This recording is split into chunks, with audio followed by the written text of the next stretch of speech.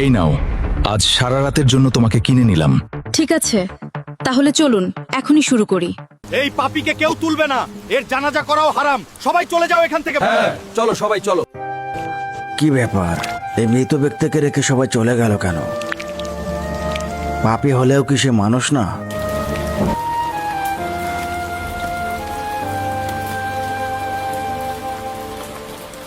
আমি সাক্ষী দিচ্ছি, আমার স্বামী দুনিয়ার সবচেয়ে সৎ এবং পবিত্র মানুষ ছিলেন। কিন্তু পুরো শহর তাকে মাতালা চরিত্রহীন বলছে কেন তাহলে? আমার স্বামী প্রতিদিন মদ কিনতো, কিন্তু সেটা খাওয়ার জন্য নয়, ড্রেনে ফেলে দেওয়ার জন্য।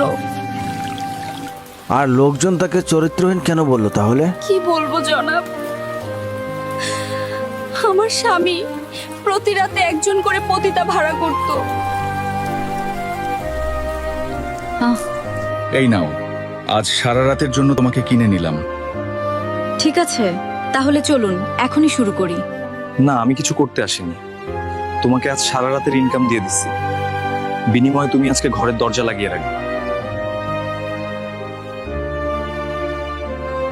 সে অন্যদের পাপ করা থেকে বাঁচাতো, সে চরিত্রহীন ছিল না জনাব।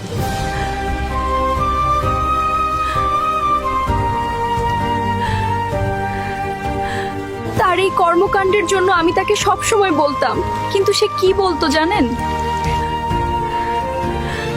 দেখেন, আপনি যেটা করছেন সেটার বদনাম নিয়ে মরলে কিন্তু আপনার জানাজায় কেউ আসবে না। ভয় পেও না, আমার জানাজা স্বয়ং বাদশা এবং শহরের সবচেয়ে সৎ মানুষেরা পড়বে।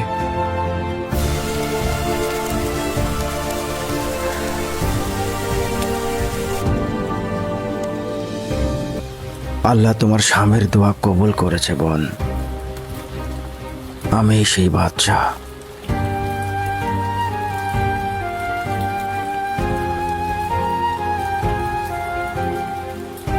কাল সকালে পুরো শহর এই মহান মানুষের জানাজার সাক্ষী হবে।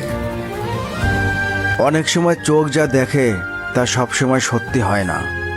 কাউকে বিচার করার আগে তার ভেতরের গল্পটা জানতে হয়। অন্যের নিন্দা না করে সময়টা ভালো কাজে লাগান। ভিডিওটা ভালো লাগলে অবশ্যই লাইক এবং কমেন্ট করবেন। সামনে আরও দারুণ ভিডিও আসছে, পেজটাকে ফলো দিয়ে সাথে থাকবে।